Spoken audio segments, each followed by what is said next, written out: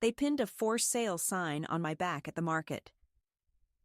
Right there, in broad daylight, between the shoulder blades of the sweater, I knitted myself last winter when the nights felt longer than usual. I didn't feel it at first. You'd think you'd feel something, an unfamiliar pressure, the shift in fabric. But no, it just hung there, like another weight I wasn't supposed to notice. And I didn't, not until a kind-faced woman in her 60s, maybe younger than me, but not by much, tapped me on the elbow, leaned in, and said with the gentlest voice I've heard in years, "Excuse me, ma'am. I think someone's put something on your back." I reached around, awkward, stiff in the shoulder, and when my fingers touched the edge of paper, my stomach dropped. I pulled it off slowly, like peeling away a piece of skin that wasn't mine to lose, and I read the words 3 times before they made sense.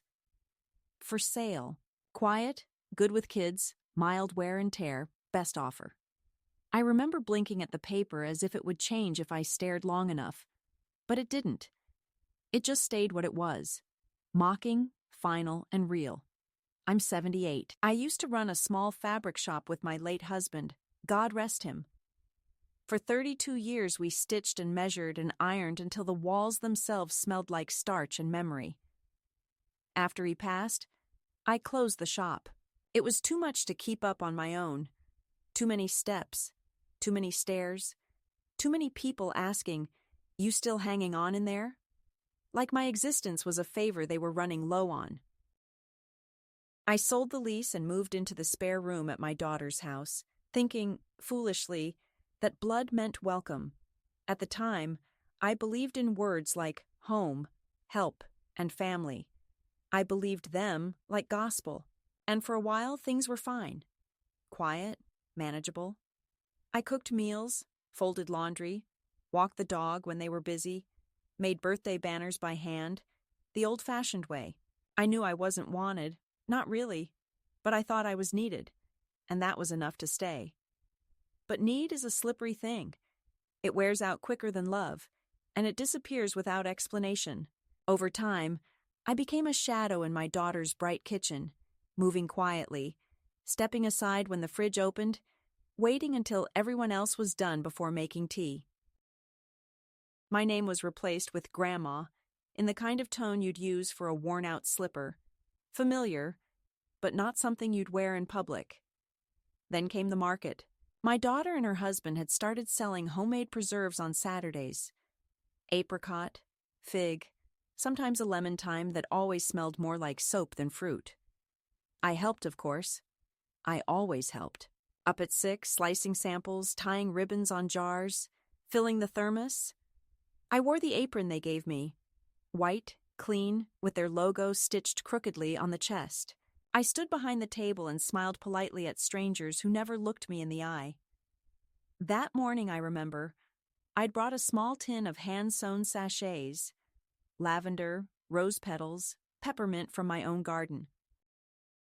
I placed them at the edge of the table like offerings. "They'll just clutter the space, Mom," my daughter had said, moving them behind a display of jam jars. I nodded, pretending not to mind. I always nodded. I don't know when exactly they stuck the sign on me. It must have been before the rush, maybe during setup. Maybe while I bent to zip the sample box. I replayed the morning in my mind again and again, trying to find the moment, the instant my usefulness expired and became a joke. Because that's what it was, wasn't it? A joke. A little inside humor to share with the hip couples buying peach preserves and basil pesto. Something to giggle at behind paper coffee cups. Ha, look at the old lady. Isn't she cute? Quiet, good with kids, mild wear and tear. Maybe I'll take her home and sit her by the fire like a rescued puppy. I could have pretended it was harmless. Could have told myself it was an accident, a prank, even a misunderstanding. But I saw my daughter's face when I showed her the paper. The way her mouth twisted upward. Not quite a smile. More like a shrug you give when you're caught. "It's just a bit of fun, Mom. Lighten up. You're so sensitive these days." And then she turned back to the customer who wanted 2 jars of cherry ginger and a small tote. Just like that. Like it hadn't happened. I held that paper in my hand for the rest of the day. I folded it once, then twice, then again, until it was the size of a sugar packet. I slipped it into my pocket and felt it every time I moved. Not because I wanted to keep it, but because I needed to remember. Because forgetting would mean forgiving, and I wasn't ready for that. Not yet. I stayed silent through the rest of the market. Packed the tablecloth, the folding crates, the leftover jars. Carried everything back to the car. No one asked if I was all right. No one noticed I hadn't spoken since noon. In the car ride home, the radio played softly, and my daughter hummed. The kind of hum that fills in silence you don't want to explore. My son-in-law asked what we should have for dinner. I said nothing. I stared out the window and watched as the world passed by, unaware that it had changed forever. That night, I laid the folded sign on the bed and smoothed it out. The ink had bled slightly. Cheap marker. Maybe something grabbed last minute from a drawer. It wasn't even written neatly. The R in 4 dipped awkwardly. The A in sale was missing its crossbar. Sloppy, thoughtless, quick, and yet so final. I stared at it for what felt like an hour, tracing the letters with my finger like they were a name I was trying to forget. I thought about the way my daughter used to draw as a child. Carefully, with 2 hands, her tongue sticking out the side of her mouth. I thought about the years I spent teaching her to write her name, to spell apple, to read books with long words like imagination and remember. I thought about all the labels I'd ever sewn into clothes, handmade by Mom, with love from home, made for you. And now here I was, labeled myself, for sale. No love, no home, just product. I didn't cry. Not that night, not the next. My tears dried up sometime in my 60s, I think, after Derek died, and I realized there was no one left to carry the other side of the silence. I became good at folding pain into manageable shapes, like laundry, neat, contained. But that night, I didn't sleep. I just sat in the chair by the window and watched the streetlight flicker against the driveway, and I decided something. Not with drama, not with fury. Quietly, like boiling water or wind through pine. I decided I wasn't going to let them write the last word. I went back to the market the next weekend. I wasn't sure I would until the very last minute, but I woke up before the alarm, dressed in silence, and carried the folding chairs to the car without being asked. I think they thought I'd forgotten, or forgiven, or both. I didn't mention the sign. Neither did they. My daughter handed me the apron again and said, "Let's make it a smooth one today, yeah?" As if we'd all agreed that smooth meant silence, and silence meant compliance. I nodded, but I was watching. I was looking for patterns I'd missed before. When her voice went tight, when his glances shifted, when I stopped being a person and started being furniture. We unloaded the car together, and I watched how they didn't wait for me to catch up, didn't ask if I was too tired to carry the box with the folding tent. I wasn't, not yet. But they didn't care. The sun was already rising when we set up, and I moved slower than I used to. But I moved. At the corner of the stall, I placed a small basket, mine this time. Inside, lavender sachets, this time neatly tied with twine, a small handwritten sign propped up beside them. Handmade. Not for sale. No one commented. Around 10, I excused myself to use the restroom and walked slowly down the aisle of vendor booths. I didn't need to go. Not really. I needed to think. I needed to feel the morning outside their orbit. The air smelled like fried dough and strawberries. Children clutched plastic bags of kettle corn. Couples meandered with smoothies in hand. Old men in faded caps debated about tomato plants. It was the same place I had stood for years beside them, helping, lifting, smiling when I didn't feel like it. But now, I looked at it differently. I saw how every booth had a rhythm, a voice, and I didn't have one anymore. I wasn't a vendor, wasn't a customer. I was a background figure, not just at the market, but in my own life. And I could feel beneath the pleasantries the truth forming in the space between their words and mine. When I returned to the stall, there was a woman with short gray hair holding one of my sachets. She smiled and asked, "Did you make this?" I said I did. She said it reminded her of something her grandmother used to keep in her drawers in the springtime. She pressed the sachet to her nose and bought 3 without asking the price. My daughter didn't even look up. My son-in-law gave a tight smile and said, "Mom's hobby. Keeps her busy." The woman blinked, hesitated, and said, "Well, she's got good hands." Then she left. I didn't say anything. But something in me settled, like a stone dropped gently into deep water. The shift came that evening, small but sharp. We'd returned from the market, and I was unpacking the leftover jars, wiping each lid before placing it in the pantry. My daughter stood beside me, scrolling through her phone, not speaking, not helping. Then she said it, casually, as if it didn't carry weight. So I was looking at some places nearby. Assisted living, just for future planning, you know. There's a spot opening in a really nice one. Full meal service, activities, transportation. You'd have your own space. It's a big step, but maybe something to think about. I stopped wiping. My hand stayed on the jar, sticky from raspberry residue. I didn't look at her. "I thought I had my own space," I said quietly. "You do, of course," she replied too quickly. "But it's not really set up for long-term comfort. And with the kids needing more room, we've been thinking, just exploring options." That's all I nodded once. My ears were hot. My chest felt like a locked box rattling from the inside. The next day, I came back from my walk to find the hallway closet open. My winter coat was missing.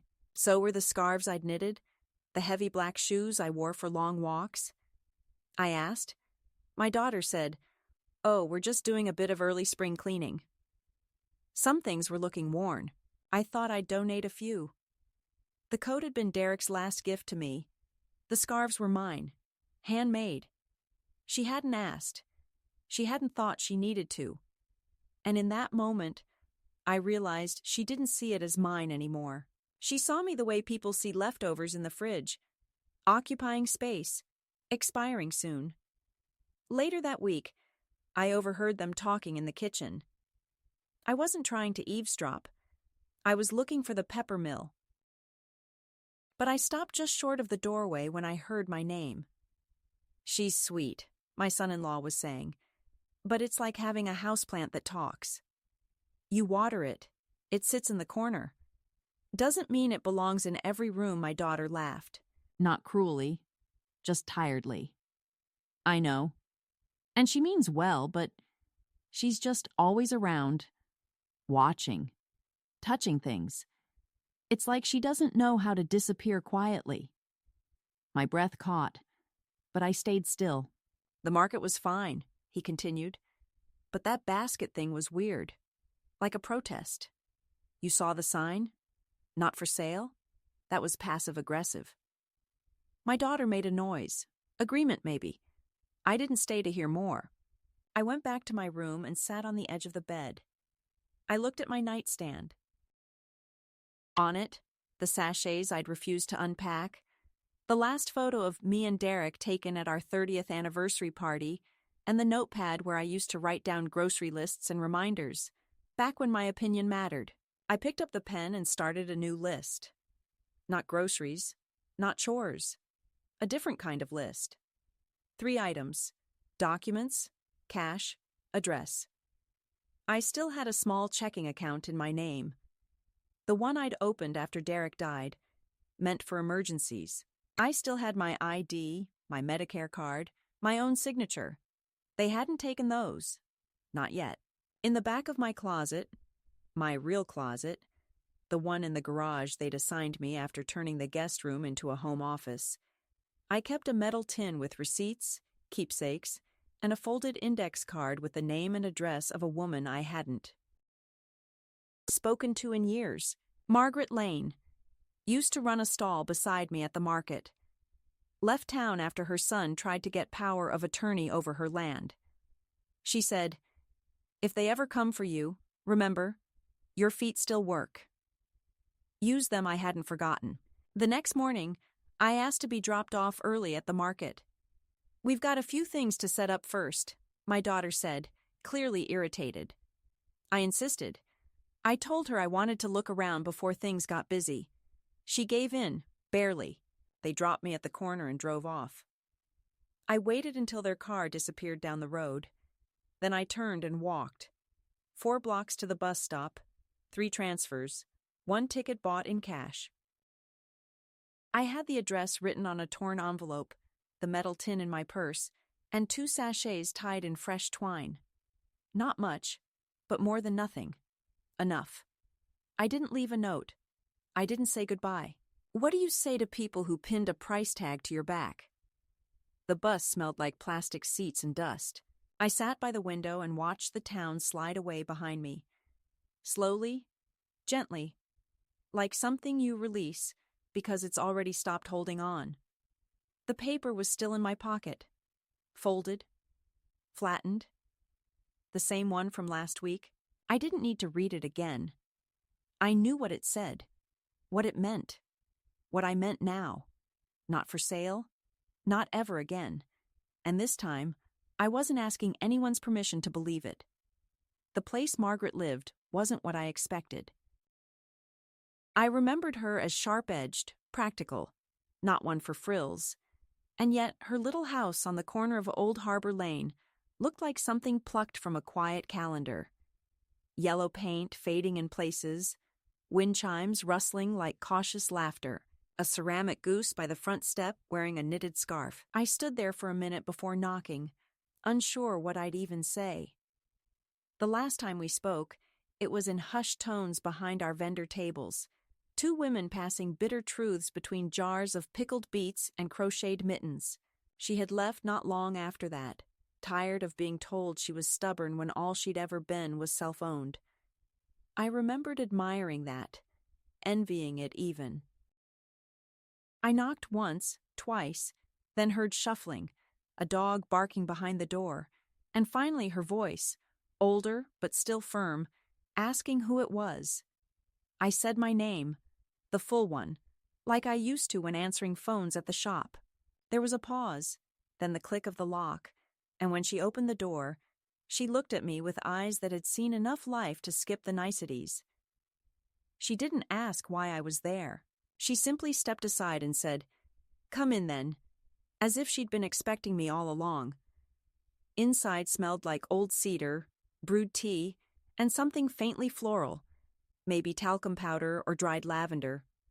I told her everything, not all at once, not in some dramatic rush, but piece by piece, as if laying out fabric to check for flaws.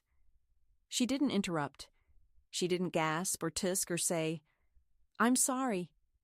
She just listened. That was the thing about Margaret. She didn't believe in reacting. She believed in seeing. After I finished, she nodded once, slowly, and said, "You're not surprised." And I wasn't. Not really. The surprise had drained from me weeks ago. What remained was understanding, the cold, steady kind that sits in your chest like a stone floor. "They want the house back," I said, more to myself than to her. "The story they're building doesn't have room for someone like me anymore." Margaret raised an eyebrow and sipped her tea. "You ever notice how people who preach about gratitude are always the ones expecting it from you?" I smiled, but it didn't reach far. She offered me the guest room, which was really just a converted sunroom with a daybed and a mismatched dresser, and I took it without shame. I'd left behind more than space. I'd left behind a role that no longer served either of us, and now I was here. Not as a runaway, not as a refugee, but as a woman beginning again. That week, I walked. A lot. Through streets I didn't recognize, and ones I vaguely remembered from some long-ago church fundraiser or quilting fair. I found a corner cafe that served proper tea in ceramic mugs and a library with wide windows and generous silence. I stopped wearing the apron. I let my hands return to their old instincts. I mended a tear in Margaret's curtain, replaced buttons on one of her blouses, and one afternoon, I stitched a fresh sachet. Not because I had to, but because the lavender was drying on the windowsill, and my fingers itched with the memory of usefulness. Margaret didn't say thank you. She left it on her pillow that night and mentioned 2 days later, slept better than usual. That was more than enough. At the market down by the wharf, I noticed a flyer. Vendor slots available. Small table fee. Priority to local crafts. I stared at it longer than I should have, then tore off the bottom tab with the number. I didn't call right away.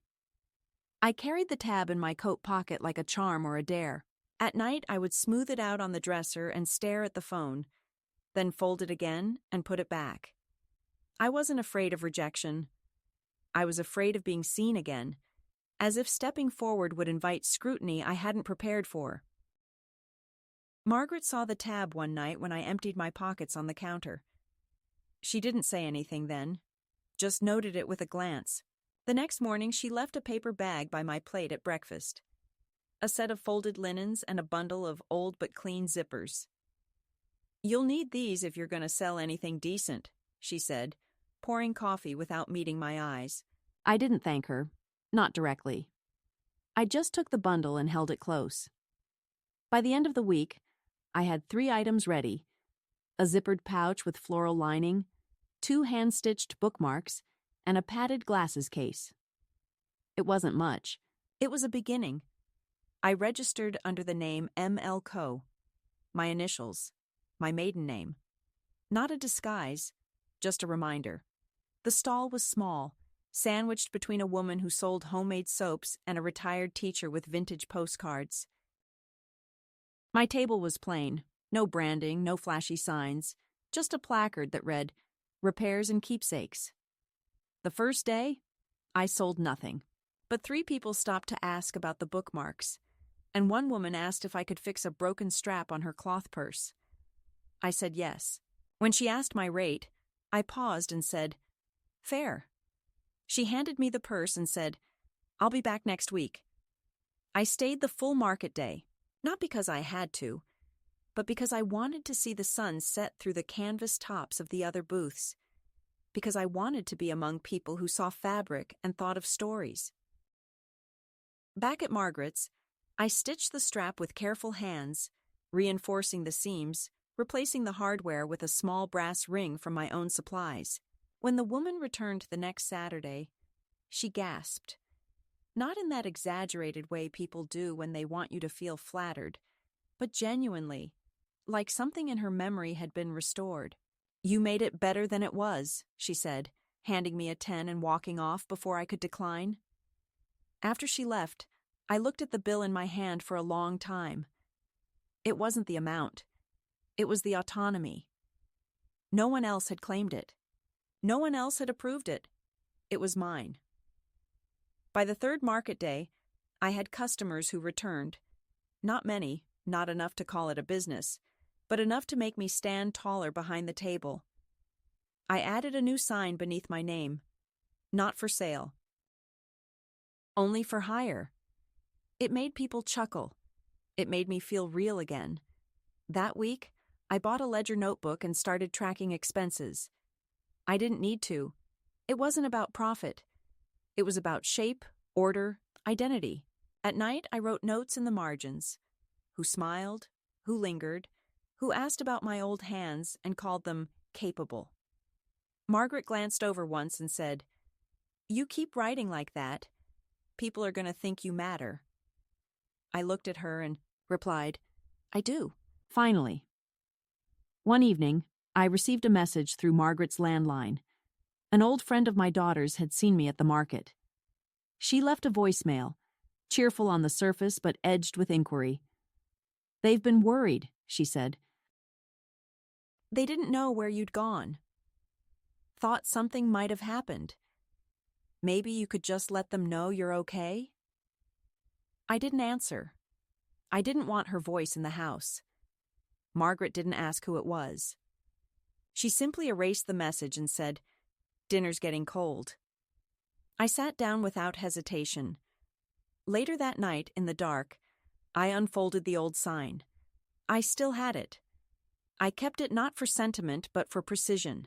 I needed to remember how clearly they'd labeled me when they thought I wouldn't push back. I traced the edge with my thumb, then folded it once more and slipped it into a pouch. One I'd made just for it. Not to carry it around like shame, but to own it, properly, like a scar that healed the right way. It was the first thing I'd ever sewn for myself. I think the moment it shifted, truly shifted, wasn't dramatic. No slamming doors, no letters on fire, no loud confrontation. It happened quietly, in the back room of the community center, under flickering lights and the smell of instant coffee and worn carpet. I had gone there on a whim, really. Margaret had seen a flyer pinned on the corkboard at the market. Volunteers needed for sewing repairs. Wednesday drop-ins, 2 to 4 p.m. She waved it at me like a challenge, muttering, "You might as well put those hands to use before arthritis takes them for good." I smiled because she never asked directly, only pointed at doors I could walk through if I wanted to, and I did. Not because I needed the work, not for pay. There was none. But because I missed the rhythm of being needed in a way that didn't feel like exploitation. So I went, half expecting to find a room full of dusty chairs and empty tables, maybe a board coordinator with a clipboard. But instead, I walked into something strange and almost sacred. Half a dozen women of varying ages hunched over patchwork, jackets, backpacks, and soft toys. Their voices low, their fingers swift, their eyes kind in that way only people who have suffered their own small indignities can be. I was handed a pile of items with a shrug.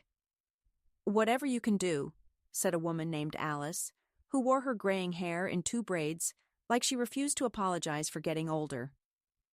I settled in, took out my own thimble and thread, and worked quietly. I fixed a split seam in a child's coat, reinforced a knee patch with navy cotton I'd brought from home, reattached a zipper to a purse that smelled like wintergreen gum and liniment. No one asked my story. No one asked my age. They just let me be useful.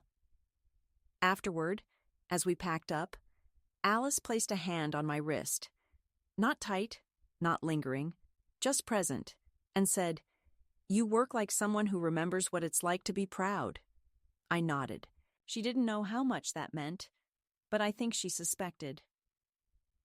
That evening, I walked home slowly through side streets that smelled like fireplace smoke and wilting roses.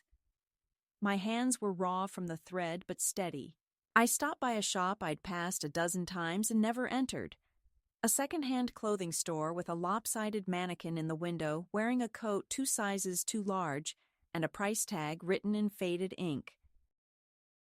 Inside, it smelled like old closets and cedar chips.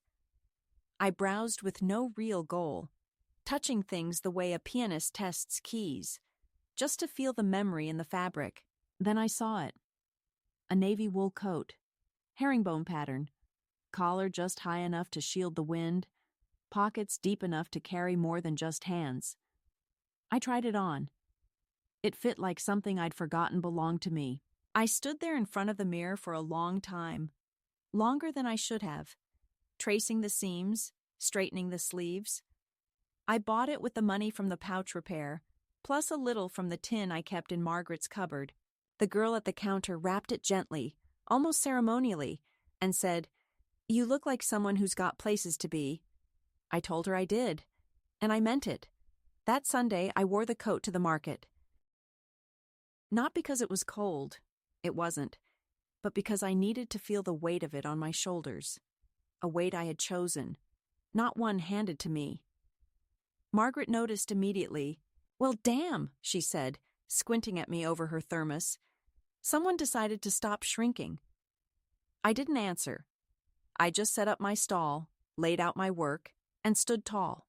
The first customer of the day asked about a coin purse, then stayed to ask about repairs. The second brought a tablecloth she said her grandmother had embroidered.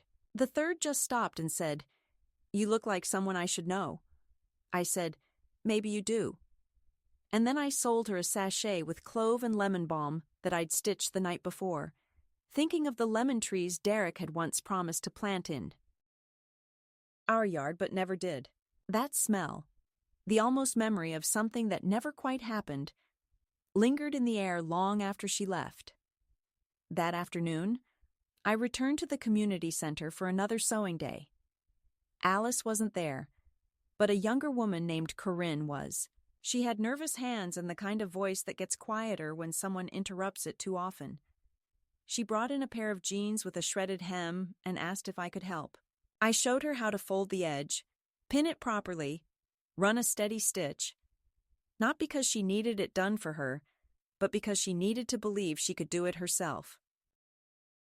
She smiled when it was finished and whispered, "I didn't think I could make anything good anymore." I told her the truth. Most people don't know what they're capable of until someone stops interrupting them. She blinked like it hurt to hear and then nodded, folding the jeans carefully like something precious. That night, I wrote a letter. Not to my daughter, not to my son-in-law, to myself. Just a few lines on the back of an old recipe card I found in Margaret's kitchen drawer. You are not an afterthought. You are not a favor. You are not an appliance left on the counter because it might be useful again someday. You are a woman who stitched her life back together by hand. And that means something I didn't sign it. I didn't need to. I folded it into the pocket of my new coat and pressed it flat with my palm. That was the shift. Not loud, not public, just firm. A reclaiming, quiet as breath. I was no longer waiting for a phone call that wouldn't come, or a meal I wasn't invited to. I was no longer waiting to be seen. I had seen myself, and that would have to be enough. No, that would be everything, because I had remembered something too many women are taught to forget. I do not belong to those who undervalue me. I belong to myself, and my hands, though older now, still know how to make a life. The letter came on a Tuesday, a plain white envelope with no return address. The name on the front written in looping handwriting that tugged something loose in my chest before I even opened it. I stood at the kitchen counter in Margaret's house, the smell of onion soup simmering behind me, and held that envelope like it might catch fire in my hands. I knew who it was from before I even unfolded the paper. Kieran, my grandson, the only one who used to sit beside me on the back porch just to be near, who once painted a birdhouse red because he said it looked like a lighthouse, and that I was the only one who ever kept him from drifting. The letter was short. No grand declarations, no accusations, no theatrics. Just, Dad and Lisa are freaking out. They said you disappeared. No one's heard from you. I've been checking every day. I miss you. Please let me know you're okay. And a phone number written carefully beneath it. His number, not theirs. I stood there for a long time, rereading the words. There was no anger in his lines, only concern. Not the kind that masks control, not the kind that comes with guilt or hidden contracts. Real concern. I didn't cry. I never cry when it's expected. But something settled in me like warm water poured over a brittle leaf. He noticed. He remembered. He cared not because he had to, but because something in him refused to forget what it meant to feel safe next to someone. I folded the letter and slid it into the drawer by the stove, next to Margaret's measuring spoons. That night, I didn't sleep. Not out of fear, but because my mind kept walking through every birthday party, every whisper of a car ride, every drawing he'd handed me with shaky letters that always ended with, "For Grandma." I wasn't ready to call. but I saved the number. That felt like a beginning. The next week at the market, a man approached my booth, lingering longer than necessary at the corner where my sewing needles were lined up in rows of 5. He wore a jacket too expensive for this side of town and sunglasses, even though the sky was gray. He pretended to be interested in a pincushion shaped like a tomato before saying, "You're Mrs. Harlow, yes?" I looked at him carefully, then said, "I might be." "Who's asking?" He gave a rehearsed smile and said, "My name's Derek Sorensen. I represent your daughter and son-in-law. They've asked me to speak with you regarding your well-being and some next steps. They're concerned. You understand?" My spine straightened instinctively, not out of fear, but readiness. "My well-being is excellent," I said. "As for next steps, I take mine one at a time, and I've never needed assistance crossing a street." He fumbled then, unsure if I was being literal or not. "They're very worried. There was a newspaper article recently. You may have seen—" "I did," I said. "I thought the picture was flattering. I'd forgotten I still had that blouse." He blinked, clearly thrown. "They're hoping you might consider a conversation, maybe with a mediator present. It doesn't have to be formal. They just want to ensure you're safe." "I am safe," I said, "because I'm no longer near them." His expression flickered, the smile cracking just slightly around the corners. "I understand this has been difficult." "You don't understand anything," I replied calmly. "Tell them this. I am not a lost dog. I am not a missing heirloom. I am not to be tracked, claimed, or filed under concern. I left. And that's all they need to know." Then I turned, slowly, and began folding the linen napkins on my table. He hesitated before walking away. That evening, Margaret passed me a cup of tea and asked, "Did the lawyer smell like aftershave and entitlement?" I nodded. She said, "They always do." We didn't talk more about it. We didn't need to. The next day I wrote a letter to him, Derek Sorensen, Esquire, and kept it brutally short. I am of sound mind. I am in a safe, stable living situation of my own choosing. Any further contact under the guise of legal concern will be treated as harassment. I have retained local counsel. You are not to contact me again. I signed it with a steady hand and mailed it from the post office with the same fingers that had written permission slips, signed checks for groceries I never ate, and ironed patches onto jeans no one thanked me for. It felt like sealing a door. I didn't check if he replied, but I did check for something else. Kieran. A week later, he called. I let it ring twice before answering. "Grandma," he said, like the word had weight. "I'm here," I said, and then neither of us spoke for a few seconds, which somehow said more than anything. "You're okay," he finally whispered. "I'm better than okay," I said. "I'm free." "Where are you?" "Somewhere I chose." "I'm glad," he said. "I just wanted to hear your voice." I nodded into the silence and said, "And now you have." He didn't beg me to come back. He didn't ask for explanations. He simply said, "I miss you," and I told him I missed him too. And that was enough, for now. But the world doesn't like women who disappear without permission. It wants us to ask before we slip out the door, wants us to be apologetic in our autonomy. So when Lisa showed up in person, too-polished coat, cautious smile, I wasn't surprised. She walked into the cafe where I work 3 mornings a week and pretended to browse the pastry case. I didn't go to her. I let her stand there, squinting at chalkboard prices, pretending not to notice me wiping the counter. When she finally spoke, her voice was tight. "Martha." I turned slowly. "Lisa." "Can we talk?" "You're talking now." She winced, just slightly. "Privately." I nodded toward the booth in the back. "Seats open." She slid in like someone bracing for impact and said, "I didn't know Adam was going to send a lawyer." And you didn't stop him either, I said. She said nothing. They're worried, she added. We thought maybe something happened. You just vanished. No, I said. I walked away. You just didn't watch. She looked down at her hands, perfectly manicured. Always were. I didn't think you'd leave. I didn't either, I said, until you made it clear I wasn't welcome. She didn't argue. She couldn't. Kieran misses you, she said finally. Then he knows how to call, I replied. I wasn't trying to replace you, she said quietly. I just didn't want your shadow in every room. I nodded. That, at least, was honest. I'm not your shadow, Lisa. I'm not an ornament. I'm a person, and I finally remembered how to be one. She didn't cry. She didn't plead. She just stood and left her coffee untouched. That was the last time I saw her, but not the last I heard from them. A new envelope came, thick with printed statements, pamphlets, and another letter from Adam, filled with concern, cloaked in command.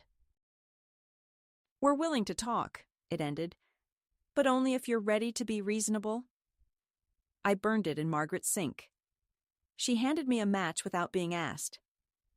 Should have used the grill, she muttered. More dramatic. I smiled and watched the pages curl. The next day I gave Kieran a gift. Nothing grand, just a quiet bank transfer. A few $100s. For books, I wrote. Or food, or getting away, if you ever need to. He replied with one word. Understood. That night, I slept the whole night through for the first time in weeks. No creaks, no dreams, just breath. They kept trying. A magazine article, a Facebook post I was shown by a friend at the library. The family had crafted a narrative. Missing grandmother, possibly confused, vulnerable. I clipped it and pinned it to the wall above my sewing table. Not as a threat, but as evidence of how easily they rewrote me when I refused to follow the script. Heather, my boss at the cafe, said, "You okay?" when she saw it. Never better, I said. Arthur, the man who came in every Tuesday for black coffee and oatmeal, brought me a magnet shaped like a birdhouse. Made me think of you, he said. Thanks, I replied. I always did like birds that flew in odd directions. They didn't come back, not directly, but I heard from others. Secondhand worries, twisted questions. One even asked if I'd been scammed into running away. I wasn't scammed, I said. I woke up. But I knew what was coming. The pressure hadn't ended. It was gathering. It always did before a storm. So I wrote one final letter. Not to them. To myself. You let go. You didn't fall. You walked. That matters. Remember it when they come knocking? I slipped it into my recipe box beneath Derek's old pecan pie card and waited. Not in fear, in certainty, because I wasn't for sale. And I wasn't theirs to find. It was market day again, the kind where the air was thick with pollen and the booths hummed with slow conversation and the soft thump of jars being unwrapped, stacked, and turned just so. I arrived earlier than usual, not out of anxiety, but because I needed the quiet. There's a certain peace in being somewhere before the world wakes up to its own noise. A space where you can breathe without defending it. I wore the coat again, though it was too warm for it. It wasn't about weather anymore. It had become something else, something closer to armor, or truth. The pockets were lined with intention. In the left, my ledger notebook with the new page marked in red ink. Debt paid. Ties cut. Freedom confirmed. In the right, a folded square of paper I'd stared at every night for 2 weeks. The original sign. The one they pinned to me when they thought I'd stay quiet forever. I set up my stall, slowly, deliberately. My hands no longer shook. I knew what I was doing. every needle laid out like a declaration, every pincushion a witness, every spool of thread spun tight with memory. I brought one new item that day, just one, a handmade canvas banner, stitched in clean block letters with a quote I'd copied from an old book about sovereignty. It read, "A woman's silence is not your inheritance." I placed it front and center, let the breeze lift it slightly as if the air itself was nodding in agreement. I didn't look for them, didn't expect them, and yet I knew they would come. People like that never let go without one final performance. The question wasn't whether they'd arrive. It was how I would greet them when they did.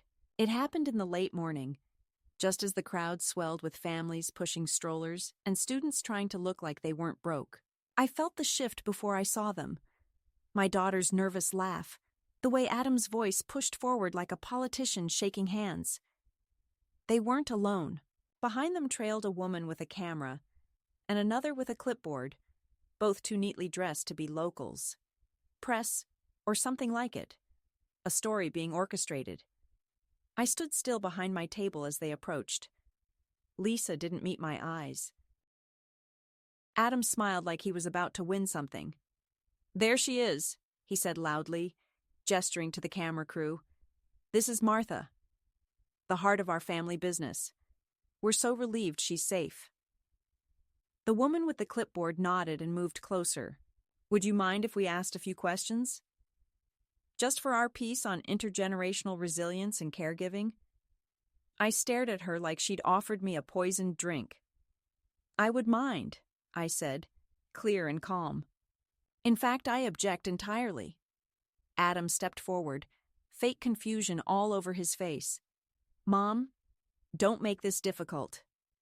They're here to help share your story, to show how we've supported you." "You pinned a for sale sign on my back," I said. The crowd stilled around us, not dramatically, but with the kind of silence that spreads like spilled oil, slow and total. "You thought it was funny. You told people I was a burden. You sold my belongings without asking, and now you want a headline that turns your shame into charity." Lisa finally looked at me then. Her mouth opened, closed. No words came. I reached into my pocket and took out the paper, the sign. I unfolded it slowly, held it up for the crew to see. The handwriting, their handwriting, crooked and rushed. "This is what they thought of me," I said, my voice steady. "They called it a joke. They used my body as a surface for mockery, and now they want to recast it as a misunderstanding wrapped in a family values." The woman with the camera shifted uncomfortably. "We weren't aware of—" "No," I cut in. "You weren't. Because you didn't ask. Because you assumed the older woman standing quietly must be grateful for any narrative she's offered. But I'm not. And I won't be used again." Then I did something simple. I turned the sign around and pinned it, not to my back this time, but to the front of their own stall, where the jars of preserves sat in neat rows like little monuments to the performance of wholesomeness. I didn't shout. I didn't weep. I simply walked to their table, and with the same precision I used to mend a torn hem, affixed the sign to their front display. "For sale," I said. "This is what's for sale. Not me. Never again." A murmur rippled through the market. Not judgment, recognition. The kind of sound people make when they see something they've known but never said aloud. Adam moved to pull the sign down, but the woman with the clipboard held up her hand. "Leave it," she said softly, her voice suddenly different, real. Lisa's hands trembled. She looked older than I remembered. Not because of time, but because of exposure. She had expected to control the story, and now it was unraveling stitch by stitch. "I don't understand why you're doing this," she whispered. I looked at her gently and said, "Because you taught me how. When you took away my space, when you laughed behind my back, when you forgot I was watching, You showed me how to disappear. Now I'm showing you what it looks like when I return on my own terms." I turned and walked back to my stall. No applause, no music, just quiet. The kind of quiet that comes after something permanent. I sat down, picked up a piece of mending I'd started earlier, and threaded the needle with slow care. The day continued. People still bought bread and jam and soap, but something had shifted in the air, something that didn't belong to them anymore. At the end of the day, when I packed my things, I left one item behind on their table, a small sachet of lavender, tied with gold thread. No note, no message. Just a reminder that even healing has a scent, and that it doesn't belong to those who bruised you. I walked home alone, the weight in my coat not heavy this time, but grounded.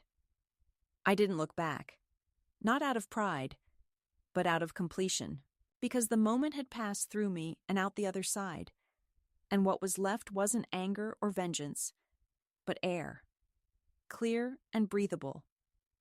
Mine. It's quiet now.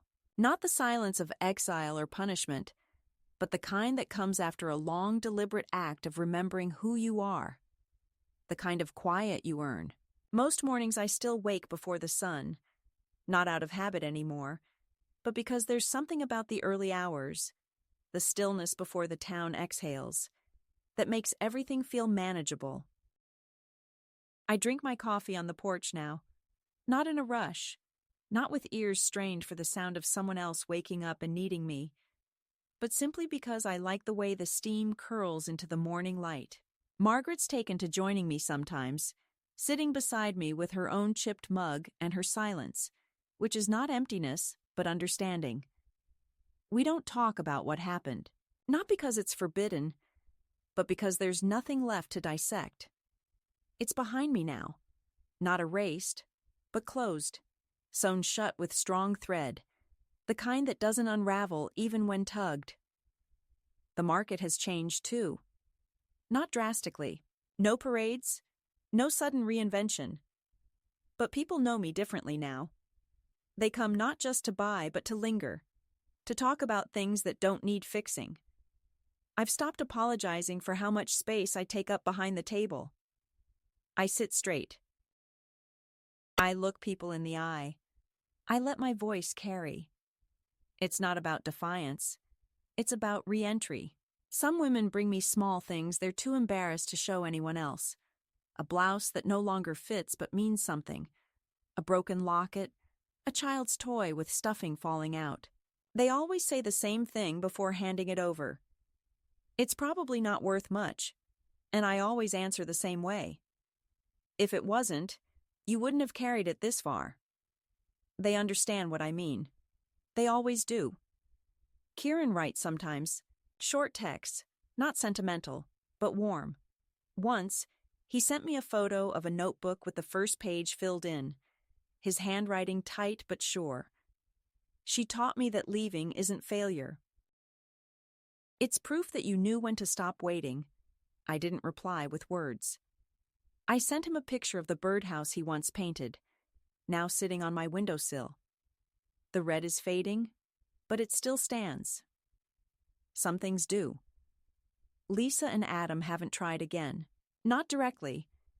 I suspect they've adjusted their story, as people do. Maybe in their version, I'm unstable, or irrational, or simply old. Let them. That story isn't mine to carry. I'm not in their version anymore. There are days I feel tired. Not from age, but from clarity. It's heavy, seeing yourself truthfully after so many years of being told you're only lovable in fragments. But it's also honest. I've made a life here. Not a big one, not a loud one, but a rightful one. I volunteer twice a week now, teaching basic mending to anyone who wants to learn.